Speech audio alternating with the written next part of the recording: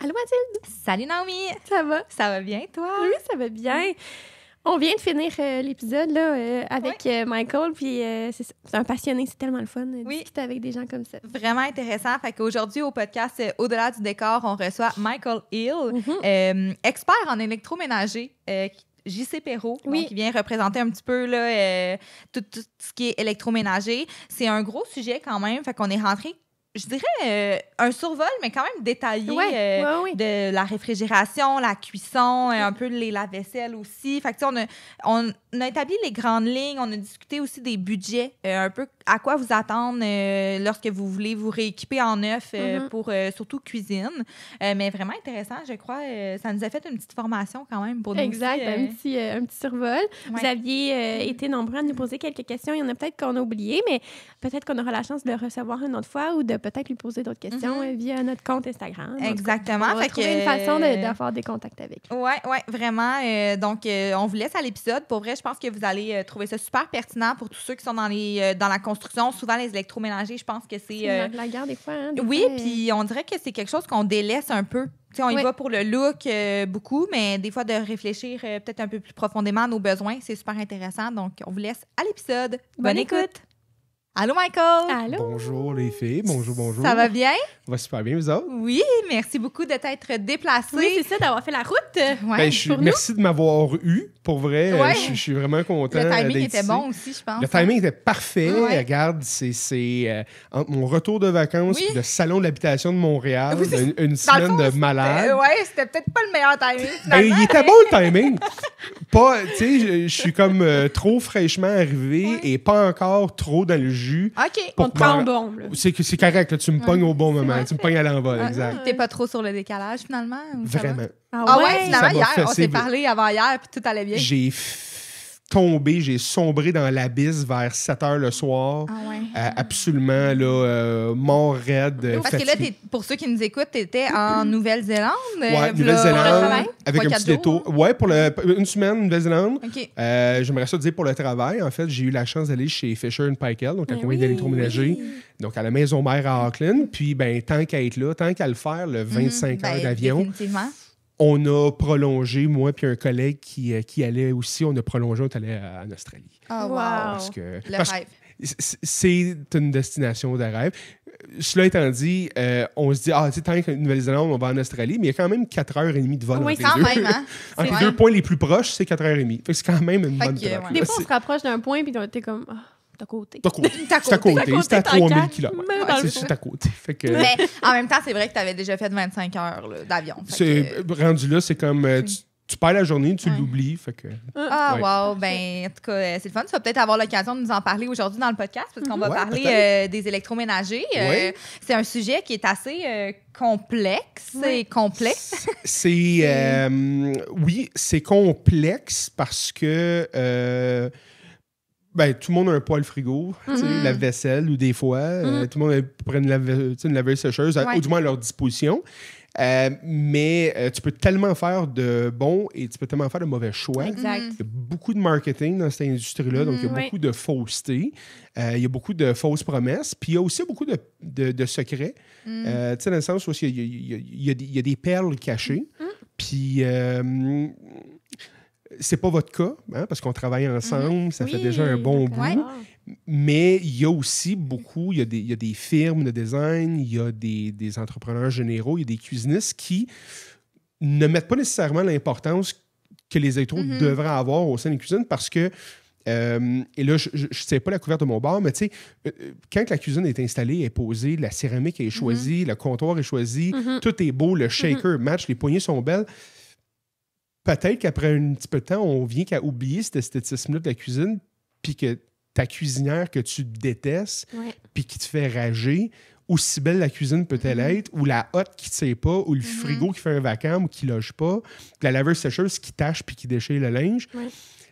Peut-être que là, on vient qu'à se dire, j'aurais peut-être dû mettre un petit peu plus d'effort ou de recherche sur ça. Fait que oui, je pense que c'est un petit peu... c'est plus important des fois qu'on peut y donner. Définitivement, même au niveau du look aussi. Ça peut changer bien des choses. Ça peut changer drastiquement. Ça peut aider. Je ne veux pas dire faire, mais ça peut vraiment aider votre design. Oui, définitivement. Les électroménagers peuvent être au service de votre design, comme que des électros peuvent scraper une cuisine. Définitivement. On en a vu plus qu'une. Des fois, des magnifiques cuisines à 100 000 avec un électro qui n'a pas d'allure. Là. Des affaires, des cuisines à couper le souffle, mais comme tu dis, puis des fois, pas juste c'est le mauvais choix, mais c'est la mauvaise intégration de l'appareil dans la cuisine. Tu sais, je dis pas juste le frigo, il était trop petit, ça résiste un peu au four, mais des fois, le trou, il fait 4 pieds de large, puis le frigo, il y a 6 pouces de buffer de chaque côté, ou il dépasse d'1,5 pied dans la cuisine. Exact. C'est ça. Fait que, ouais. Mais là, on est allé vite. Là. Ouais. Avant d'aller dans le vif du sujet, on aimerait ça apprendre à te connaître. Nous, on te connaît un petit peu, mais j'aimerais ça, si tu peux te présenter, qu'est-ce que tu fais, tu pars d'où? OK, ben en fait, mon nom encore, Michael Hill. Donc, je suis... Ça fait très professionnel. Ouais, ça fait pro, hein? Ouais, ben merci beaucoup. Merci à mes parents. Puis, petite parenthèse, en Nouvelle-Zélande, Michael Hill, c'est le nom d'une bijouterie très, très, très, très répandue, genre comme un Burks, là, qu'il y en a partout. Ah, ouais. Wow. Puis là-bas, j'ai un nom ultra fameux. Là. C'est comme si... c'est comme si mon nom s'appelait Jean Coutu ici. Là. C'est comme... vraiment. Fait que mais merci beaucoup. Fait que, en gros, ben, par où commencer? Maintenant, je peux faire un recap en comme 15 secondes. Ouais. J'ai la très gentille Michel Beauchamp-Roy de Au Contraire Architecture qui m'a donné le titre de ninja des électroménagers dans un courriel là, pas trop longtemps des clients. Puis je dois avouer que j'ai bien aimé ça, fait que je vais lui voler. Ben oui. Mon métier, moi, je suis conseiller en électroménager. Peut-être une petite saveur un petit peu spéciale à la norme. Mon expertise est consacrée uniquement vraiment au monde des électroménagers, puis avec un emphase, puis un volet vraiment sur le côté architectural puis designer de la chose. Fait que j'accompagne des designers comme vous, mais surtout vos clients. Je me fais peut-être un petit peu comme la troisième roue qui est comme un consultant externe à votre firme puis à d'autres firmes. Je travaille des super belles compagnies comme la vôtre à accompagner les designers puis leurs clients à faire la bonne sélection. Fait qu'un petit peu comme vos clients, ben, je sais que vous les référez aux bons endroits pour votre céramique, pour votre plomberie, pour vos luminaires. Ben, moi, je suis ce volet-là, côté électroménager. Ça va faire environ 10 ans que je suis dans ce domaine-là. Réparti sur... je travaille à quelques endroits, mais depuis les dernières années, depuis environ 2020, je suis chez J.C. Perrault. Puis excessivement connu dans la grande région de Montréal, moins connu un petit peu des fois en région vers Québec, mais avec une réputation qui est absolument phénoménale. Donc, on est officiellement les leaders québécois dans les électroménagers haut de gamme avec, à la base, c'est un magasin 100% familial, mais qui est aussi de l'ameublement. Donc, j'invite tout le monde à aller voir J.C. Perrault, puis vraiment... C'est le fun parce qu'on était allé visiter, c'est-tu l'année passée? Oui, il y a 2 ans. Quand vous étiez venu, je pense à ma succursale à Saint-Hubert. Exact. Puis, je ne sais pas si c'est un magasin spécial, mais c'était un magasin conceptuel. Là, donc, c'est par compagnie que c'est divisé. Oui. Là, c'est vraiment intéressant. Exact. Donc, toutes nos succursales sont comme ça. Démos, on est essentiellement les showrooms clés d'à peu près toutes les marques qu'on vend. Fait que, tu sais, comme dans les électroménagers, mais on va avoir un salon Fisher-Paykel, un salon Thermador, un salon Gagno, un salon Jenner, un salon Sub-Zero, Miele. Des marques qu'on ne retrouve pas nécessairement ailleurs aussi. Non. Ben, c'est ça. On est détaillant exclusif des plus belles marques vraiment au monde, tu sais, je vous dirais. Là, si ça existe et c'est moyennement bon, on l'a.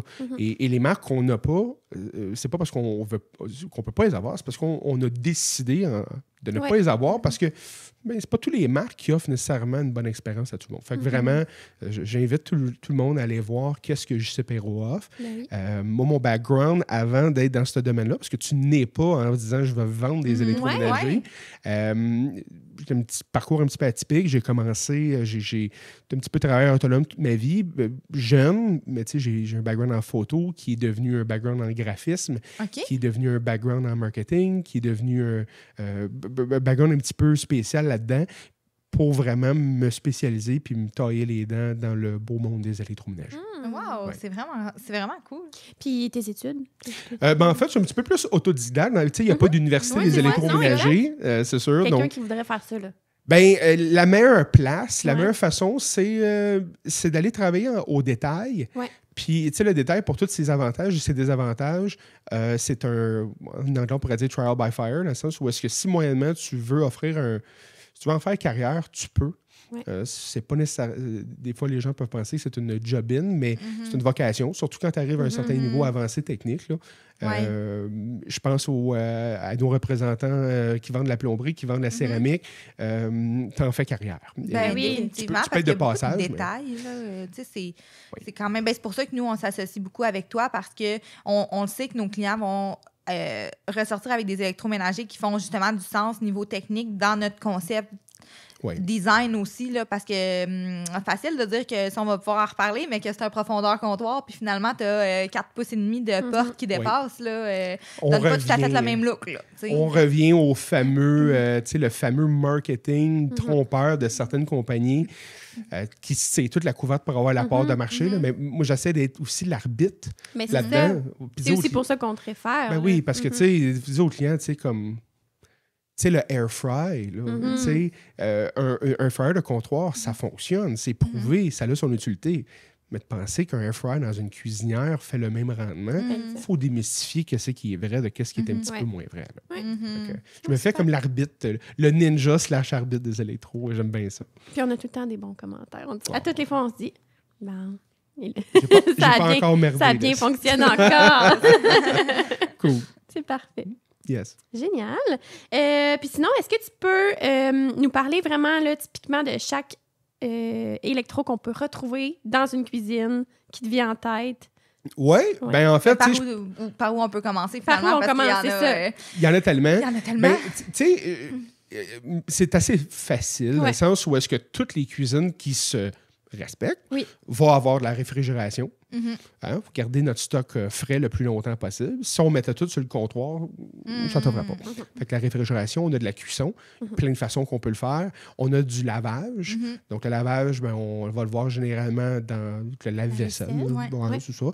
Puis, il y a de la buanderie parce qu'on fait tout se laver. T'sais, on s'entend, ça, c'est les catégories d'électroménager qu'on veut retrouver dans toutes les maisons. C'est sûr que quand on vient, qu'il y a des années avec vous, quand on parle d'une nouvelle cuisine, d'une rénovation, d'un renippage, d'un home staging, ou juste vraiment d'une planification, on se bâtit à neuf, là, on part de scratch.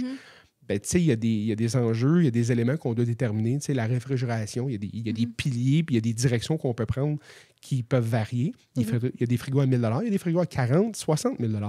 Right? C'est quoi qui les différencie, justement? Mettons la réfrigération. On n'a pas eu encore à 60 000 $. On n'a pas eu à 60. Je me croise encore les doigts. On l'envoie dans l'hiver. En as-tu déjà vendu à 60? Absolument. Wow. C'est... à chaque maison aussi... on parle de prix comme ça. Mettons qu'une maison de 300 000 $ aujourd'hui, ils sont plus rares. Une maison de 300 000 $ va possiblement avoir un frigo à 1 500. Donc, au prorata de maison de 6 millions, pourrait... Ça fait du sens. Bon, ça pourrait suivre un ratio semblable. Puis, on est la place aussi. C'est le client qui... Le client veut avoir cette expertise-là, puis veut être capable de magasiner ce qui se fait à 20 et à 30 000. Ils vont venir chez nous aussi. Totalement. C'est là qu'on les vend.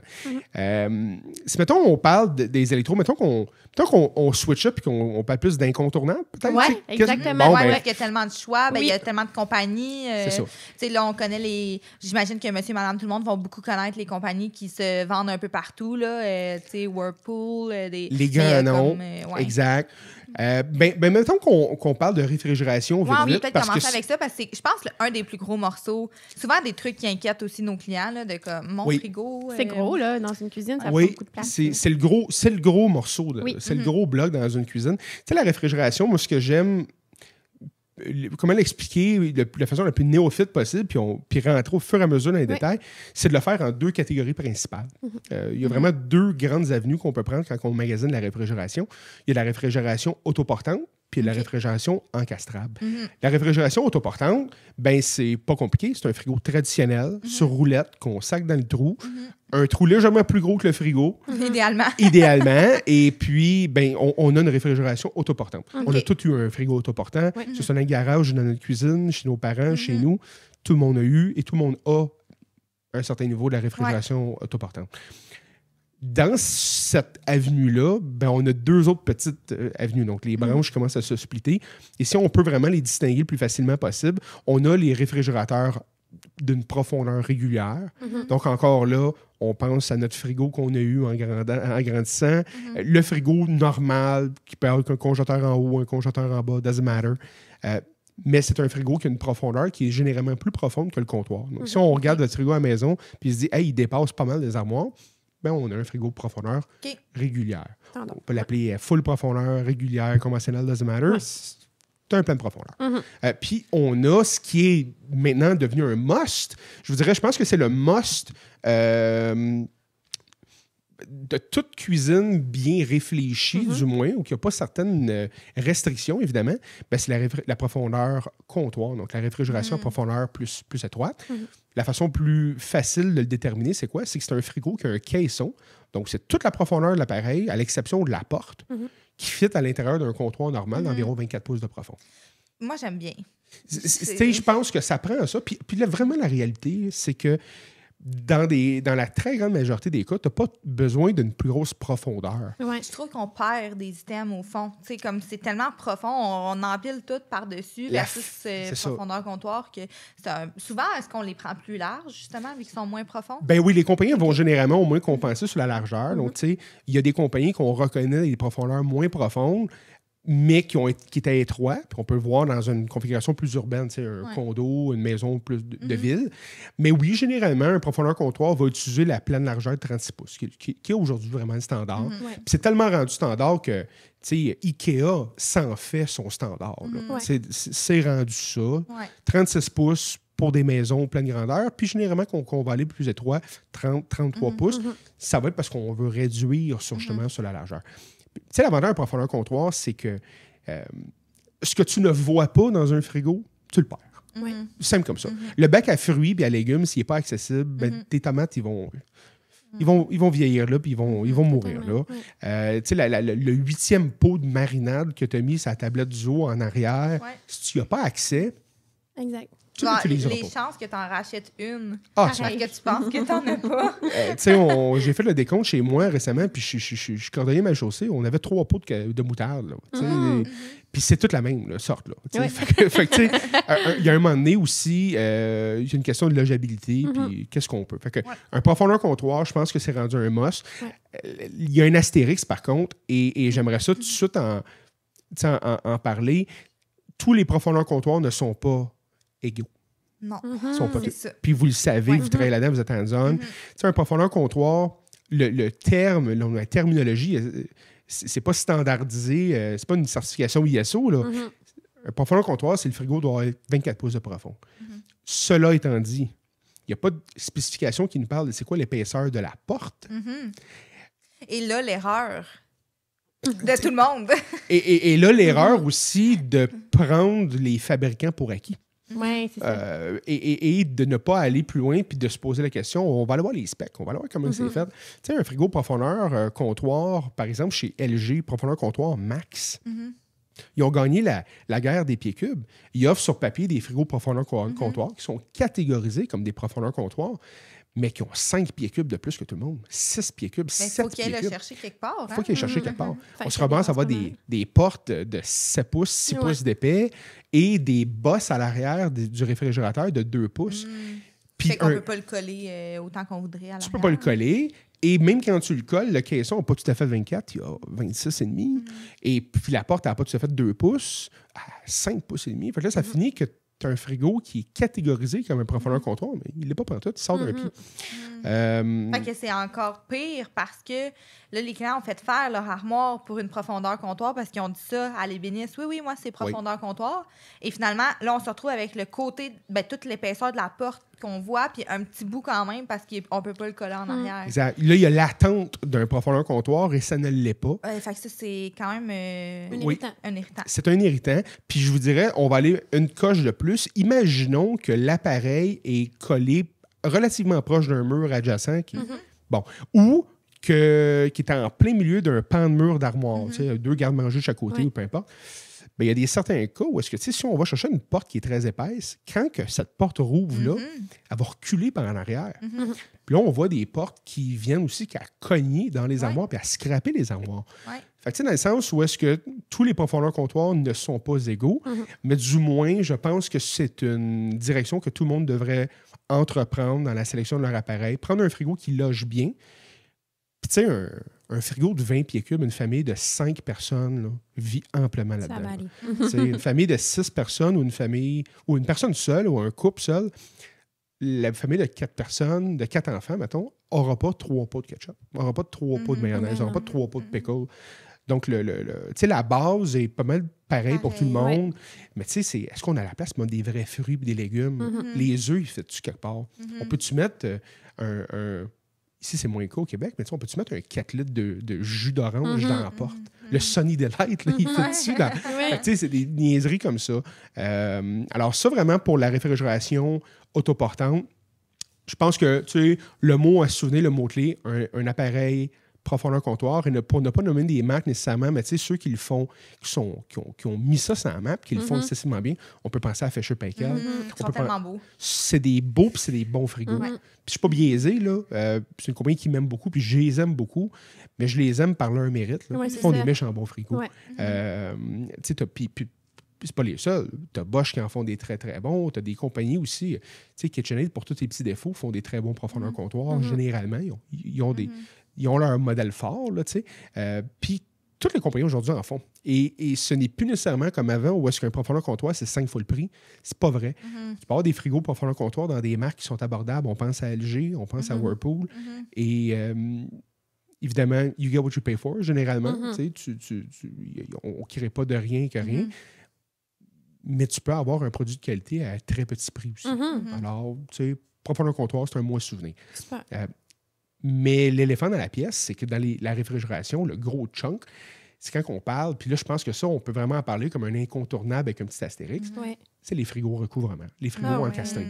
Ils sont tellement en demande. Oui, vraiment. On se le fait tout le temps demander. C'est un must, je pense. Je pense que ça dépend après de la valeur de la rénovation ou de la construction et tout ça, mais... je pense que ça fait vraiment une différence. Puis même quand on a un peu une perte d'espace, ben, on est sûr de ne pas avoir rien qui dépasse. C'est vraiment encastrable. Il y a le côté ultra-slick, là. On s'entend. Moi, je pense que si on parle de tendance 2025, puis j'inclus 2024, puis même, je vais dire 2023 en montant, parce que les modes, il ne faut pas que ça change aux années non plus, parce que c'est peut-être pas une mode, là, c'est peut-être un mode très temporaire.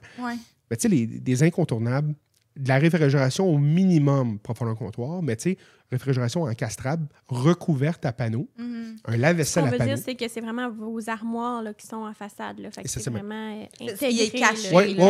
Quand c'est bien fait, on le sait que c'est un frigo de par sa disposition, de par la poignée, mais le frigo, c'est un armoire. C'est ça. Puis il y a une nuance aussi à ça,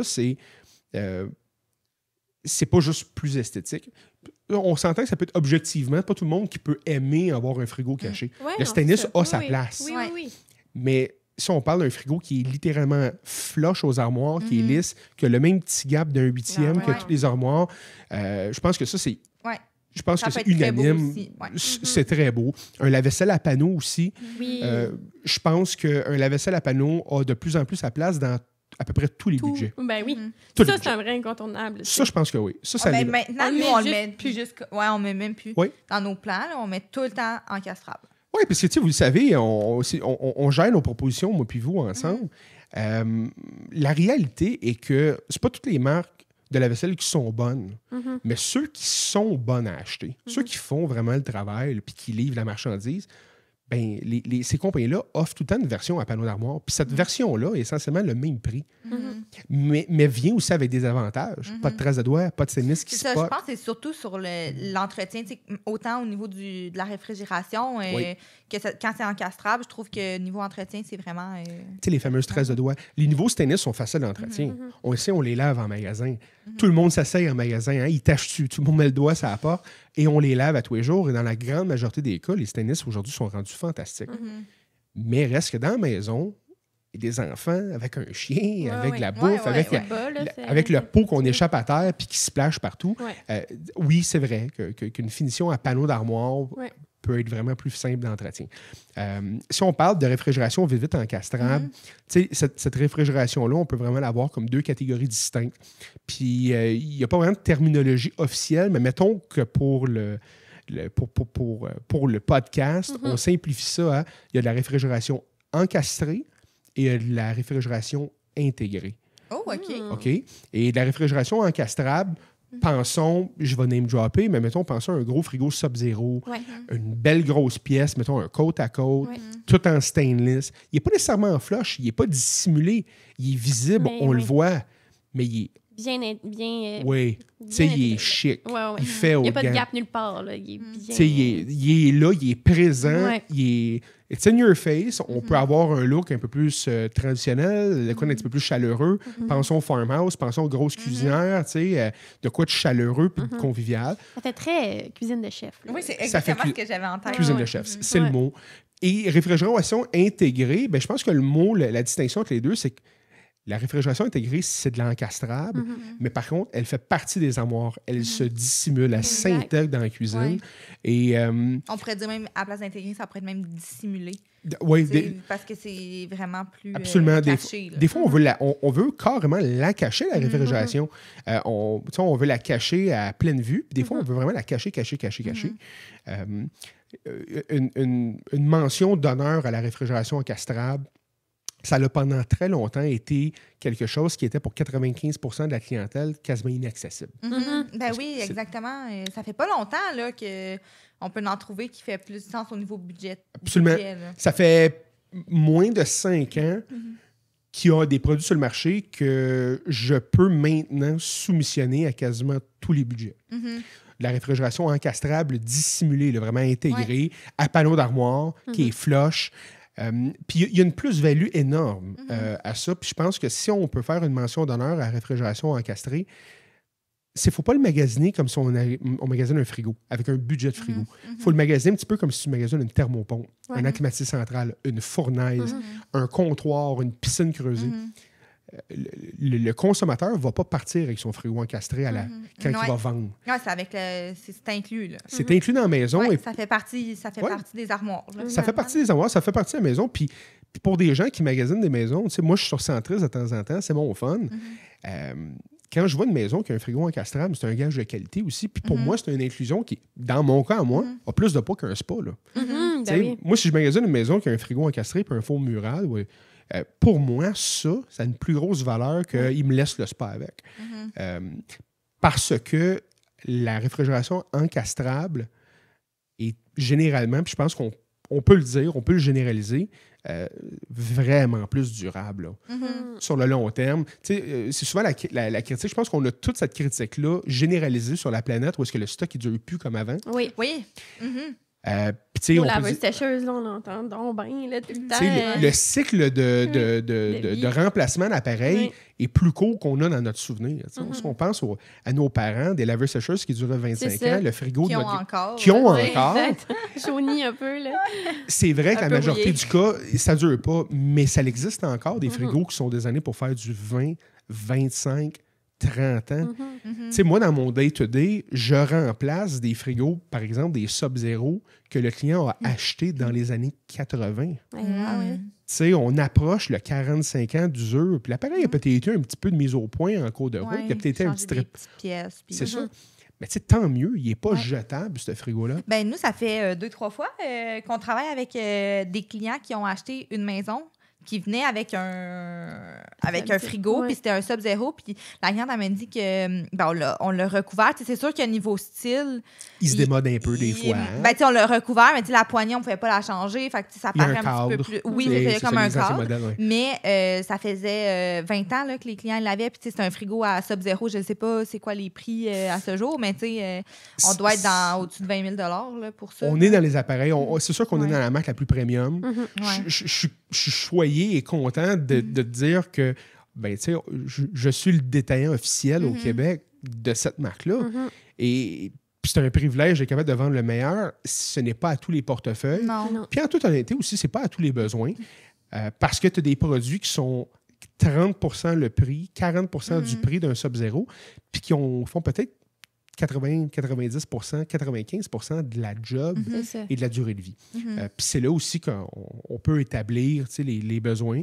Mais j'imagine que des clients qui ont des Sub-Zero vont acheter un Sub-Zero. Ouais, une fois que t'es vendu. T'es vendu. T'es vendu. C'est un coup à donner. C'est un coup à donner. Puis c'est un petit peu de même aussi. C'est un produit de luxe, disons-nous-le. C'est un produit de luxe, mais comme n'importe quel petit luxe, ça peut être aussi niaiseux que si tu n'as jamais eu un banc chauffant dans ta voiture, ça vaut rien. Exactement. Jusqu'au jour où tu l'as eu. Tu sais, jusqu'au jour où tu as eu un volant chauffant, jusqu'au jour où tu as eu un banc climatisé. Puis the list goes on. C'est sûr qu'il y a un certain moment donné où est-ce que ça devient des désirs plus que des besoins. Mais oui. Mais c'est quoi qui fait la différence, mettons dans les grandes lignes, là, rapidement, entre justement un frigo qui est d'une magnifique qualité puis qui se détaille quand même assez cher versus, mettons que là, on parlait tantôt de frigo 40, 60 000 versus un qui peut être autour de 10 000, qui est quand même un bon montant là, à débourser tout de même. C'est quoi la plus-value de se tourner vers ça? Bien, regarde, je vais même renchérir sur ta question. Mettons qu'on détermine entre un frigo qui est relativement accessible, disons 3 000 à 4 000 Il y en a des moins chers, c'est sûr, mais c'est un produit de qualité à 3 000 à 4 000 qui va durer versus un appareil, mettons, de 10 000 qui va évidemment durer puis offrir plus d'espace, plus de... La qualité des composants. La qualité des composants, les bacs de porte, les tablettes, l'ergonomie, le volume. La façon qui est constituée, finalement. Absolument. Le système de tablette, le système d'éclairage, la préservation de la nourriture. Des épiceries le savent. Ils payent des millions de dollars pour le système de réfrigération parce que s'ils ne pouvaient pas arroser leur salade, si leur concombre n'était pas réfrigéré à bonne température, si les fruits n'étaient pas au sec plus loin des frigos, le stock ne durait pas et les épiceries feraient tous faillite. Fait qu'un bon frigo, ben c'est un frigo où tu vas pouvoir mettre une botte de coriandre, de kale, de salade, d'iceberg, puis dans une semaine et demie, elle va être bonne. Elle va pas être brune puis moche. Puis sur le long picture, c'est une famille de 4 personnes. Ça peut faire une différence sur 15 sur ans. Le panier d'épicerie. Là. Mais définitivement. Ouais. Tu sais, il y a bien des années, Sub-Zero a fait une recherche, puis c'était peut-être une recherche marketing, puis elle est démodée aujourd'hui parce que les prix ont juste... Ça n'a plus rapport. Mais tu sais... longtemps, ils ont parlé que le frigo se payait tout seul, juste en conservation, le stock. Tu sais, le lait durait plus longtemps, le céleri durait plus longtemps, puis c'est vrai. Puis à 7 piastres, des fois, la salade romaine à l'épicerie, ben t'aimerais ça qu'elle te fasse 2 semaines, pas juste 5 jours. Ça peut faire 3 repas de plus. C'est une grosse différence. Fait qu'il y a ça. Il y a la qualité de l'appareil, il y a le luxe. Disons-nous-le. Il y a des marques qui sont luxueuses, mais aussi c'est un gage de confiance. Tu sais, c'est des maisons d'une certaine gamme qui veulent montrer que, regarde, j'ai pas mis le plus cheap partout, j'ai mis la qualité de A à Z. C'est un gage de confiance. Je pense qu'il y a un sweet spot dans toutes les catégories de produits. Sans nécessairement parler de budget, il y a un très juste milieu où est-ce que tu peux aller chercher un appareil, un frigo qui va durer 20 ans, qui va super bien s'intégrer dans ta cuisine, qui va offrir toutes les fonctionnalités que tu veux, comme la glace, l'eau, qui va être durable, qui va être fiable, qui ne va pas couler à terre, sur lequel tu vas pouvoir te dire, mais je peux partir 1 mois et demi en vacances, là, sur un trip, puis je ne vais pas revenir avec 3 pouces d'eau. Puis ça n'a pas besoin de coûter excessivement cher, cela. Je pense que c'est très justifiable aujourd'hui. C'est vraiment intéressant. Ça me fait penser, là, c'est ça, on a des petites listes de questions, mais oui. On la suit pas nécessairement. On a parlé d'eau, de glace.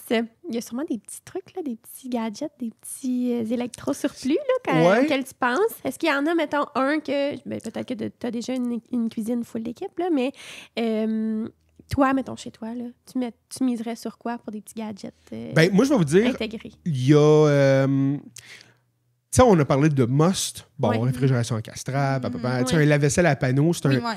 Moi, je pense là, que le must que tout le monde peut se prévaloir, avant qu'on rentre dans les bébelles, c'est que l'essentiel, une hotte qui est silencieuse. La mienne, je pas fait tellement du bruit, là. Puis une hotte bruyante te donne pas le goût de faire la popote. Puis une hotte bruyante, tu pars pas. Puis si tu pars pas ta hotte, tu n'as pas le goût de faire la popote. Si tu n'as pas le goût de partir à la hotte parce qu'elle fait un vacarme, ton steak, tu ne feras pas le faire à l'intérieur. Puis tu ne voudras pas le faire dehors à moins 20. Donc, la ventilation performante. Vraiment, si on va dans des gugus, là, dans des gadgets, mais des gadgets le fun,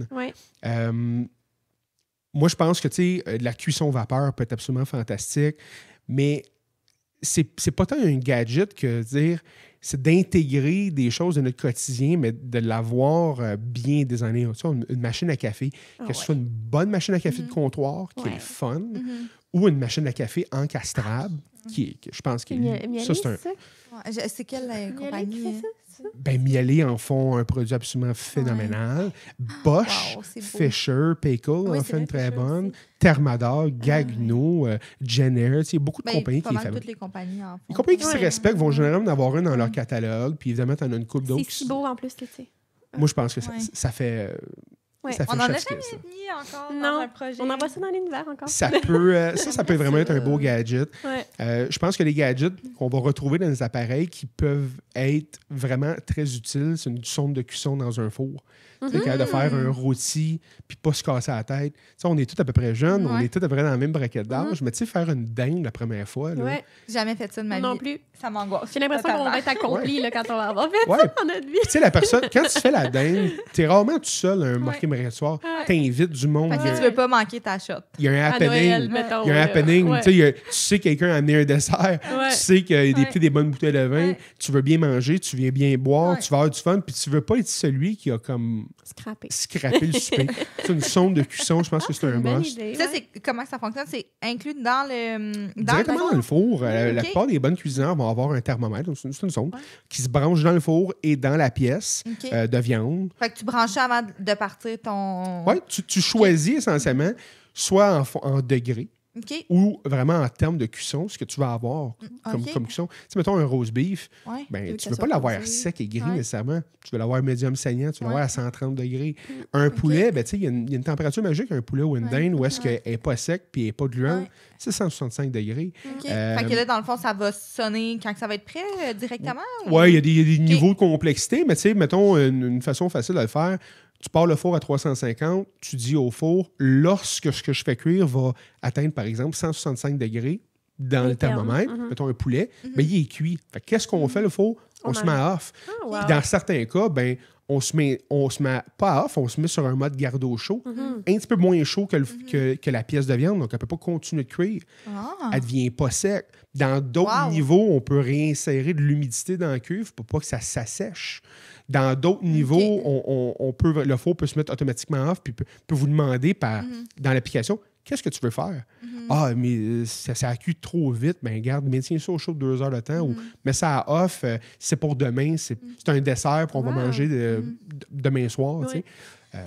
Ça me fait juste réaliser à quel point que des fois, on va chez des gens ou au restaurant, puis on est comme « Ah, c'est tellement bon, le chef, il est tellement magique. » C'est quoi? Mais tu sais, dans le fond, les électros font une énorme différence. Je comprends, le chef est bon, j'enlève rien, mais je pense que avec ses outils de travail, finalement, sont vraiment meilleurs. Fait que c'est pour ça que des fois, tu essaies de reproduire des recettes que tu as goûtées ailleurs, puis tu es comme « Je suis pas capable. » Puis tu sais, regarde un restaurant, il y a un menu, right? Les clients choisissent à l'intérieur d'un menu, mais pour le chef en arrière, il y a un livre de recettes. Il y a une recette, il y a un protocole pour livrer une marchandise de façon très stable.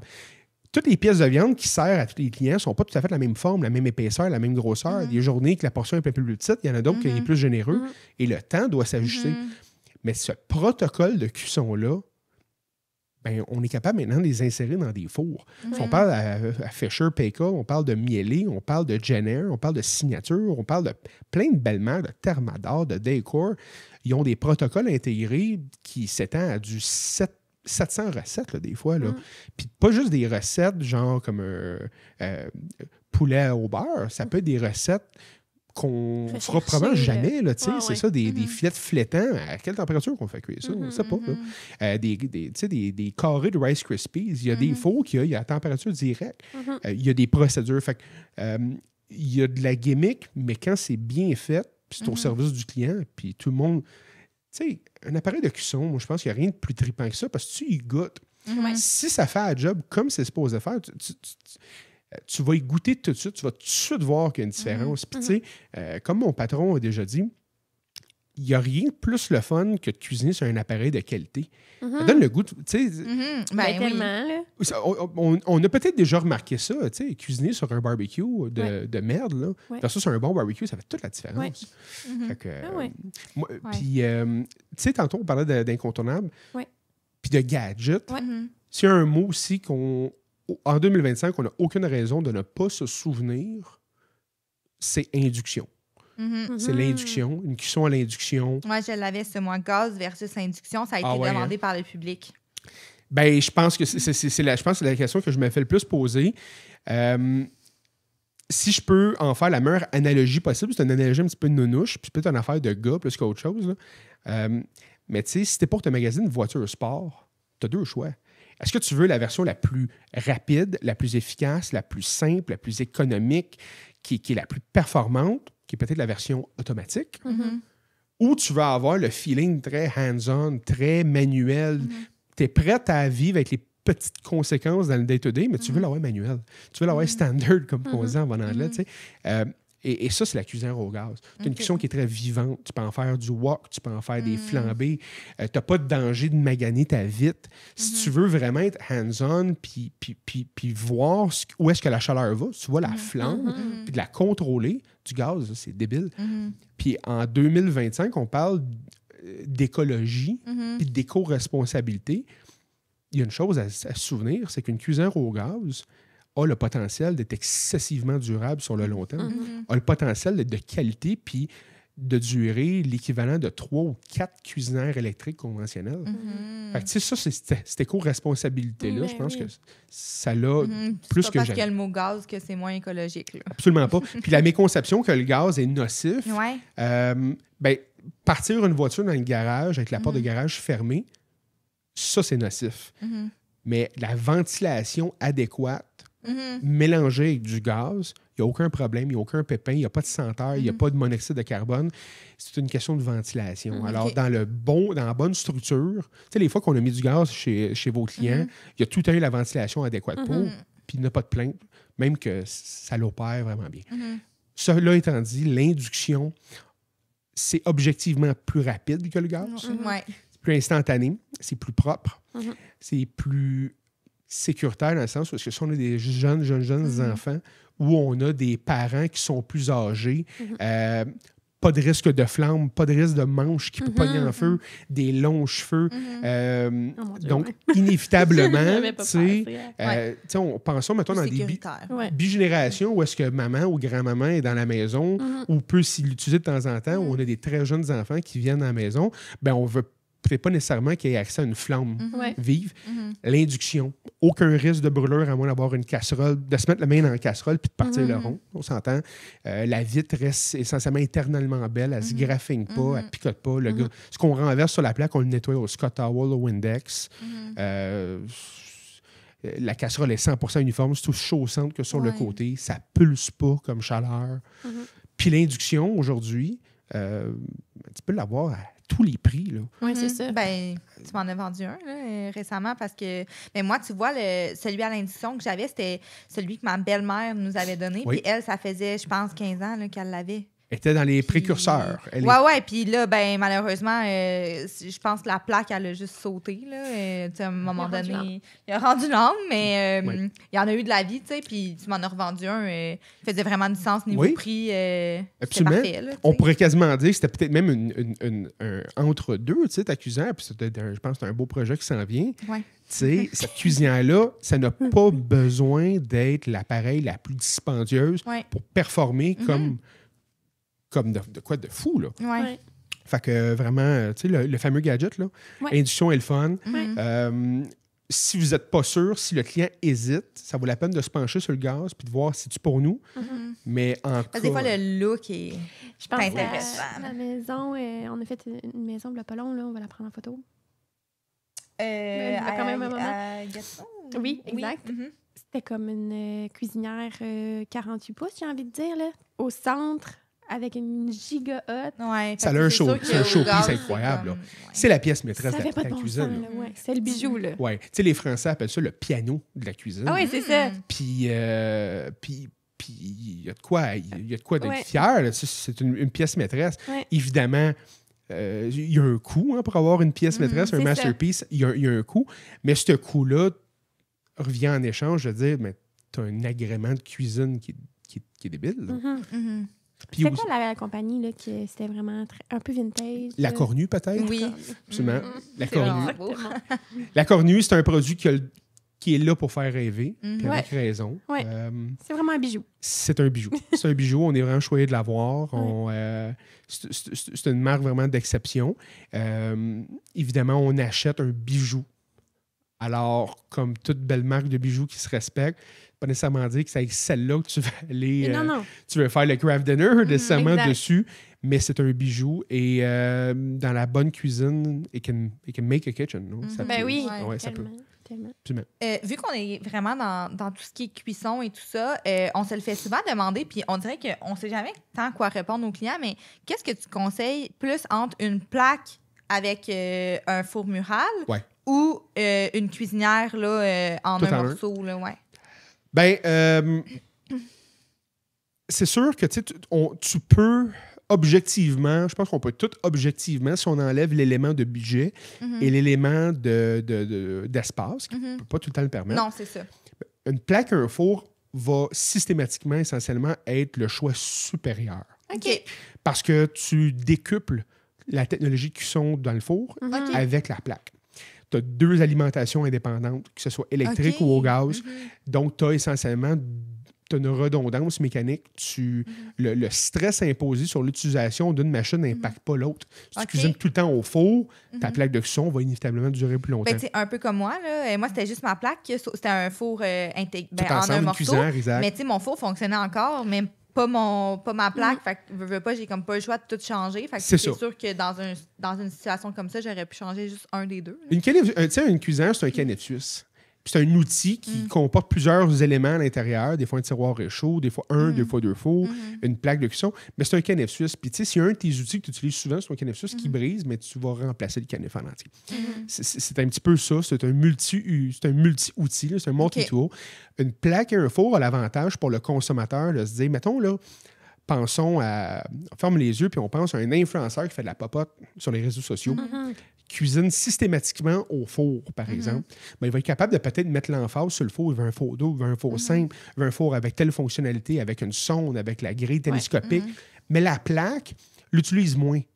Ou va avoir énormément de place sur la plaque, puis un four simple fait la job.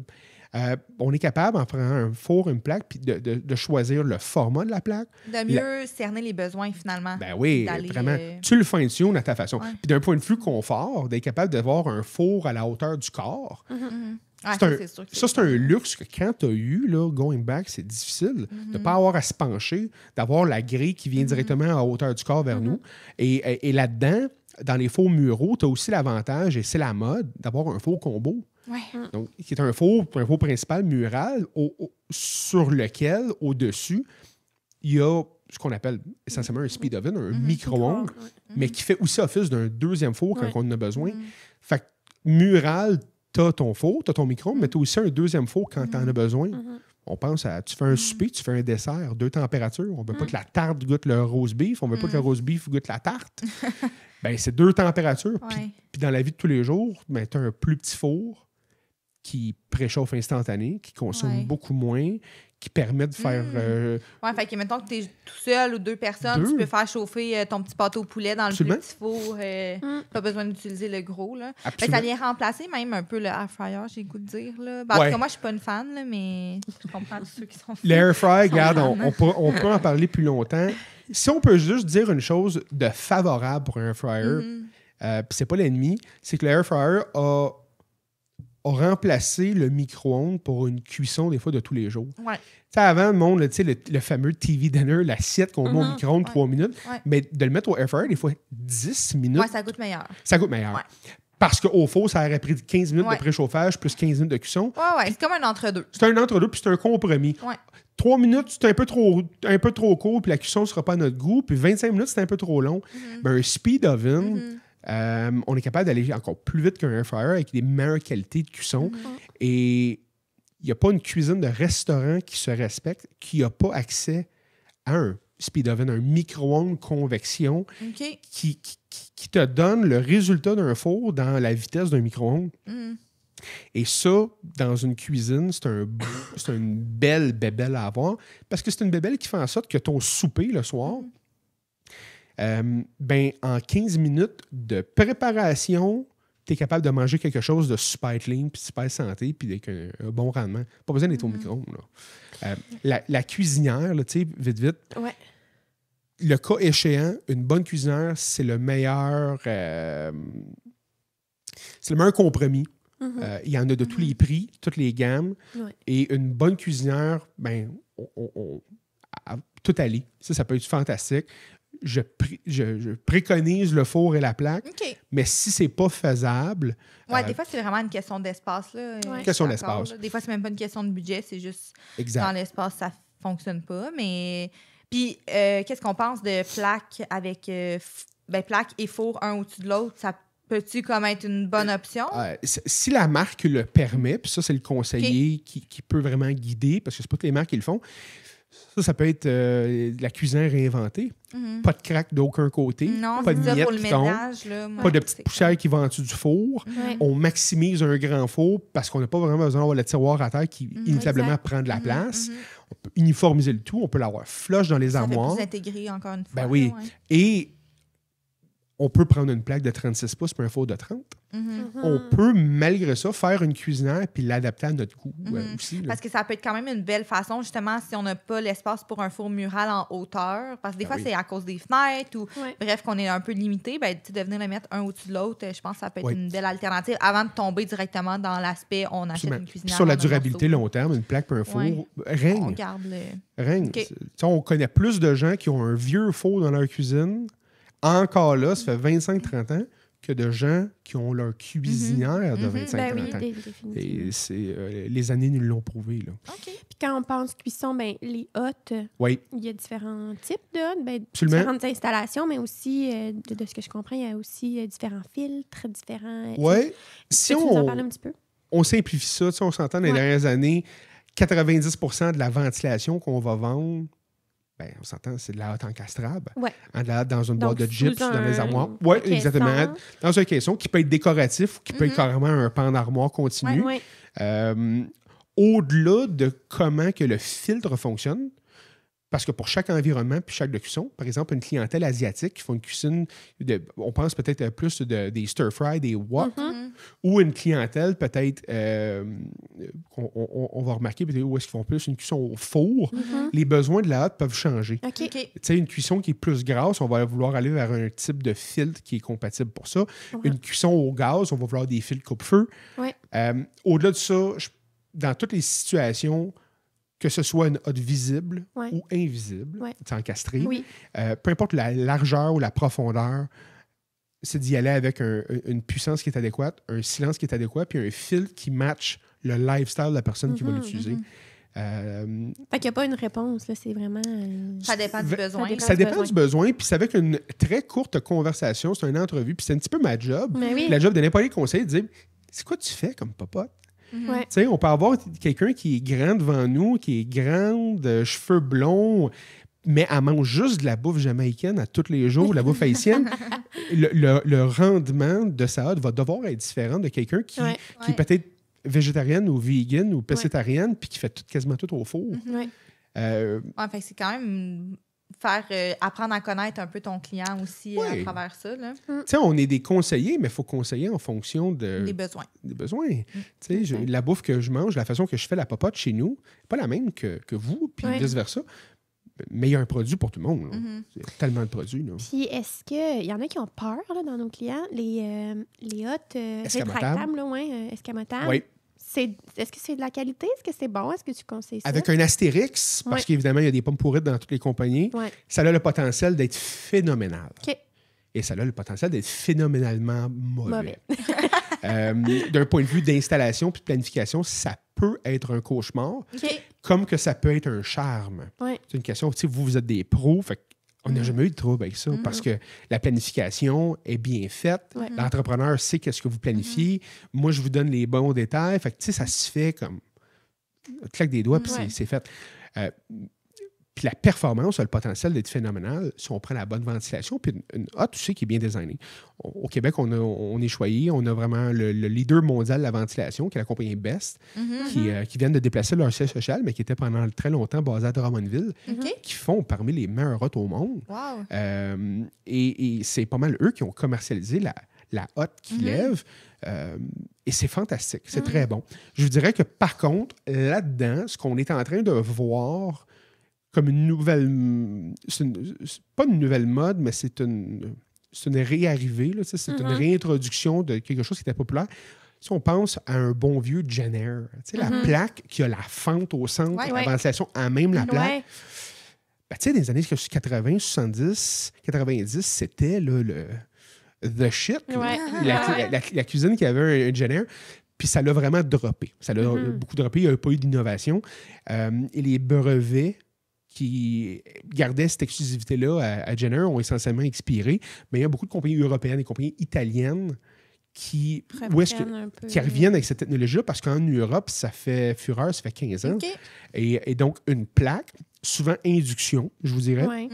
Une plaque induction a même la ventilation dans la plaque. Puis ce qui est le fun avec ces systèmes de ventilation-là, c'est que ça ventile excessivement bien. Je vous le dis, c'est silencieux. Je pense qu'on en avait vu une au showroom, puis elle est vraiment belle aussi. Là, comme le design là, est beaucoup plus esthétique que ce qu'il y avait dans les années 80. C'est vraiment slick, ça ventile bien, puis tu peux les installer sans conduit. Oh, OK. Ouais, encore là, il y a des modèles, mais si on avait une cuisine, qu'on renipe la cuisine, on ne veut pas tout changer. Exemple, dans un condo, des fois, c'est vraiment difficile. Oui, plancher de béton, on parle d'un loft où est-ce que la ventilation doit se faire vers le haut, puis c'est des plafonds qui sont très hauts. Ben, la ventilation à recirculation, si c'est bien fait, puis quand je dis si c'est bien fait, on pense aux pays de l'Europe, c'est toute la ventilation à recirculation. Puis c'est pas vrai que se dire qu'en France puis en Italie, ils cuisinent moins. Une cuisson à recirculation avec la ventilation, le bruit est minime. On n'a pas besoin de prendre 15 minutes avant que la succion se fasse. On n'a pas besoin de mettre la pièce en négatif. On ne ventile pas l'air frais climatisé dehors l'été puis l'air chaud l'hiver. Fait qu'on sauve sur les coûts énergétiques. Mais on enlève, on détruit toutes les odeurs dans la pièce. Ça fonctionne à merveille. Ça, c'est quoi? C'est avec un filtre? Comment ça fonctionne? Des systèmes de filtre au charbon, essentiellement, qui laissent passer l'air, mais qui capturent toutes les particules de gras et de senteur. Pensons à un gros déshumidificateur ou un gros filtreur d'air, style Dyson. Ben, c'est vrai que ça fonctionne. Ça enlève les odeurs, mais on le met là avec des filtres au charbon actifs qui se régénèrent, qu'on n'a jamais besoin d'échanger. On les nettoie une fois aux années, une fois aux 6 mois. Puis ça dure la durée de vie de la cuisine. Ça peut être pratique dans des espaces où on a un îlot, par exemple.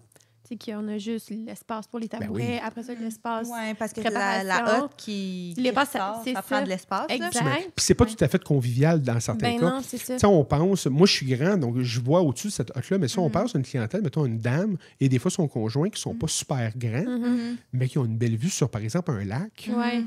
Ils vont cuisiner, puis ils vont voient une hotte. Fait qu'est-ce qu'ils font? Ils partent pas à hotte. Fait qu'est-ce que tu fais quand tu pars pas à hotte? Ben, tu fais pas vraiment beaucoup de popote à la plaque parce que ça sent, parce qu'on part pas à hotte, parce que ça fait du bruit, parce qu'on va pas les... Fait que, tu sais, c'est comme un cercle vicieux. C'est un cercle vicieux. La cuisson devrait être agréable, puis devrait te donner le goût de cuisiner pour toi, puis cuisiner pour les autres. Exact. Mais je pense qu'en vrai, l'idée, c'est vraiment d'essayer de bien comprendre le besoin, puis que les clients nous expriment bien c'est quoi leurs besoins aussi pour qu'ils puissent avoir des électros qui sont bons pour eux, pour les utiliser finalement, puis ça puisse plaire. Message aux clients, quand vous magasinez vos électros peut-être magasiner. Si vous n'êtes pas référé comme par vous, vous n'êtes pas référé avec un professionnel qui va vous prendre en main, essayez peut-être de vous en trouver un bon conseiller. Puis, n'hésitez pas de parler de vos fantasmes de cuisine, genre comme hey, ça serait-tu dans le fun? Ça c'est peut-être plus abordable, peut-être plus accessible que ce que vous pensez. Là. Puis mentionnez-le. Puis mentionnez un budget auquel vous êtes confortable, puis mentionnez, mais regarde, moi, je veux pas aller au-dessus de ça, mais si ça se fait dans ce budget-là, Il me semble que ça serait le fun si ça existait. Ben, je pense que d'exprimer son budget aussi, puis de ne pas être gêné. Puis, comme tu dis, en fait, nous, on a travaillé souvent ensemble pour des projets plus perso. On a fait nos chalets locatifs. Oui. On n'avait pas un budget de 50 000. Là. Moi, j'étais arrivée à Michael, j'ai dit, nous, maximum, notre budget, ça serait comme 10-12 000 pour toutes les électros. Puis tu nous as trouvé des belles affaires qui sont de bonne qualité. Puis, des fois, j'ai un budget de 15, puis je sors une proposition à 13, puis le client dit, OK, mais t'as-tu autre chose qui peut aller à 15? Pas vraiment, à part dépenser 2 000 de plus. C'est ça, on a déjà une bonne sélection en main. Là. Puis des fois, le client va me dire, j'ai 12 000 de budget. Puis je vais dire, mais regarde, c'est 16, mais c'est exactement ce que tu aimerais que ça soit. Puis voici, here's what you get avec 4 000 de plus. Tu sais, c'est un 4 000 de plus que espéré. Mais il y a de l'éducation. On dit, regarde, ça coûte ça, avoir ça. Puis voici ce que tu es prête à économiser si on enlève ça. Mais est-ce que tu es prête? Est-ce que tu veux l'enlever? Ça fait du sens, l'enlever. Ben, ça m'a amené comme à ma prochaine question qui...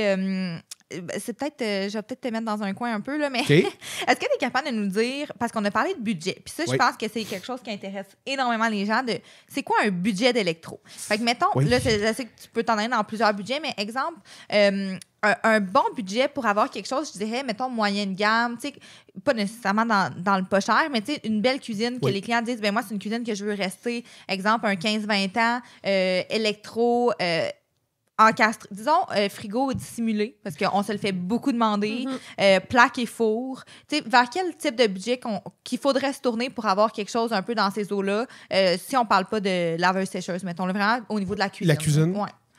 Pendant longtemps, on disait le fameux chiffre, c'était 15 000. OK.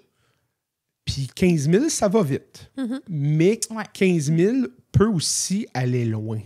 Peut vraiment aller loin. 15 000 peut faire que tu as un four mural avec un micro-ondes convection, un speed oven, qui fait toutes les choses comme le air fryer, la sonde, la vapeur des fois, une plaque à induction ou une belle plaque au gaz. Généralement, dans un format surdimensionné comme une plaque de 36 pouces qui est vaste, de la bonne ventilation, un lave-vaisselle qui est à panneau, de bonne qualité. On parle pas d'un lave-vaisselle Samsung, qui fait juste mouiller la vaisselle.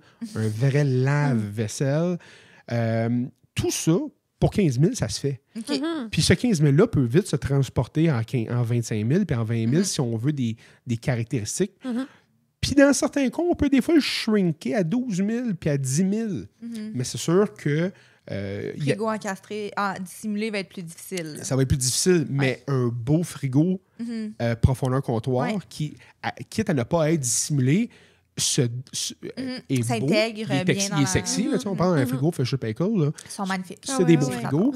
Il y a moyen de le faire.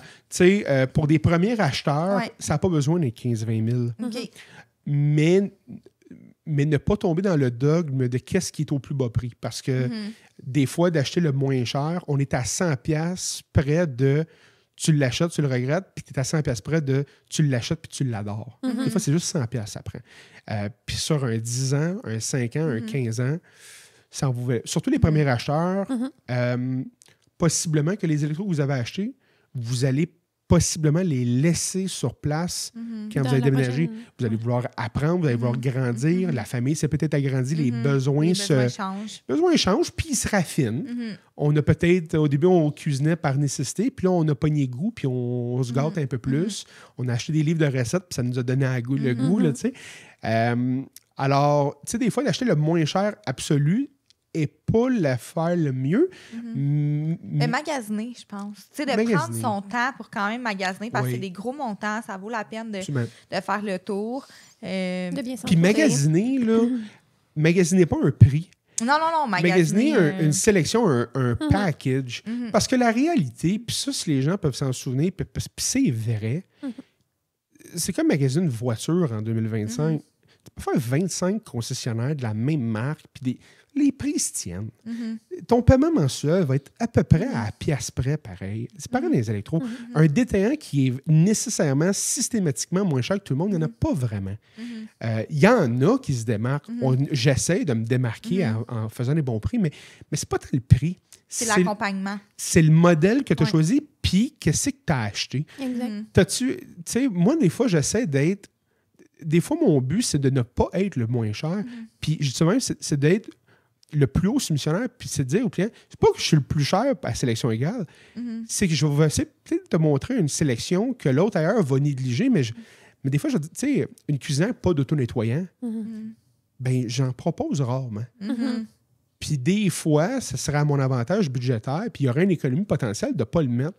Mais c'est une fonctionnalité que si tu cuisines, tu es content de l'avoir. Ça fait toute la différence. C'est ça. Fait que c'est de regarder le tout. Ouais, ben puis je pense que si les gens ils veulent magasiner puis comparer, ben c'est juste de s'assurer de comparer des pommes avec des pommes parce que des fois, c'est qu'on. Puis ça, c'est la même discussion qu'on a eue dans le podcast avec William et Christopher pour les soumissions d'entrepreneurs. C'est que des fois, ça inclut pas les mêmes choses, c'est pas les mêmes produits. Fait que, tu sais, c'est sûr qu'il va tout le temps avoir moins cher ailleurs si on compare pas les mêmes affaires. Là. Puis comme dans ce podcast-là, il a dit un devis détaillé, tu sais, itemisé, que tu vois, c'est quoi? L'avantage et la beauté de la chose avec des électroménagers, c'est qu'on ne magasine pas des matelas ou des coussins ou des tables ou des bibelots. On magasine des items qui ont des numéros de modèles standardisés à travers un marché. Alors, mes prix n'ont pas le choix d'être bons. Puis les prix de tout le monde n'ont pas le choix d'être bons parce que tu peux prendre un item et de le magasiner partout. Et tu peux aussi lire des reviews, tu peux aussi voir des plaintes, des rappels. Tu peux les comparer, tu peux voir les caractéristiques. Fait que, tu sais, juste de comparer pomme avec pomme. Puis, s'il y a une différence entre deux sélections, puis que le code, il a l'air d'être pareil, peut-être que le code il est quasiment pareil, peut-être que la machine est grandement différente, puis peut-être des fois que c'est aussi niaiseux que c'est un code de produit exclusif pour Costco. Puis il n'est pas moins cher, il n'est pas moins bon, il y a juste un autre code pour donner l'impression aux gens que c'est pas la même affaire. Des fois, c'est la même affaire. Tu sais, il y a des compagnies aussi qui se battent à avoir des codes uniques aux autres. Pour comme éviter la comparaison. Puis c'est pas transparent nécessairement non plus faire ça. Je sais pas on est à combien de temps, mais niveau ça va vite, oui, c'est ça, ça va vite. Niveau, ça me fait penser niveau budget. On voulait peut-être parler un petit peu là, de la situation actuelle, avec les tarifs, peut-être. Oui, c'est ça. Oui. Faut le prévoir dans le budget, j'imagine. Ouais, ça peut impacter actuellement. Je pense que avant que le consommateur doive se dire bon, mais ça va me coûter plus cher. Il y a la discussion à avoir qu'est-ce que je vais acheter? Parce que c'est pas tous les électros qui sont fabriqués aux États-Unis. Oui, parce que là, on ne l'a pas nommé, mais on parle des tarifs américains. C'est dans la situation du moment. Là, absolument.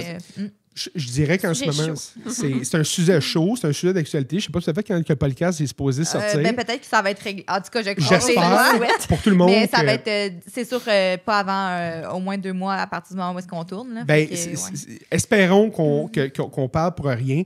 Chose certaine, moi, je pense que c'est plus dans la façon de magasiner et ce qu'on va se faire conseiller. C'est peut-être de se faire conseiller un produit qui est apolitique. Un produit qui est fabriqué par une compagnie, produit dans un pays, distribué par un système de distribution qui est pas influencé par des conflits politiques. Tu sais, si ta cuisinière brise, qu'il y a une guerre en Ukraine ou qu'il y a un conflit avec le Taïwan pour les microprocesseurs, on s'en fout. Tu vas avoir une pièce de remplacement puis ta machine, tu peux la faire réparer comme là. Et les tarifs, c'est un bon exemple de ça. Où est-ce que au-delà de est-ce que mon prix de ma cuisinière que je magasine va augmenter ou pas, c'est peut-être d'acheter d'une compagnie qui voit les choses venir puis qui n'est peut-être pas 100% produite à un seul endroit. Puis des compagnies qui produisent ça dans une seule usine, c'est souvent les compagnies qui ont de la misère avec des productions de façon cyclique.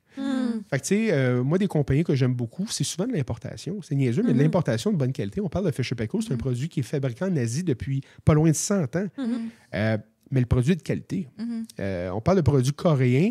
Dans l'abordable, je pense que le produit coréen a remplacé le produit américain. Tu sais, le frigo LG a inévitablement remplacé le frigo Whirlpool. Est-ce que c'est meilleur d'un point de vue durabilité? Potentiellement que non.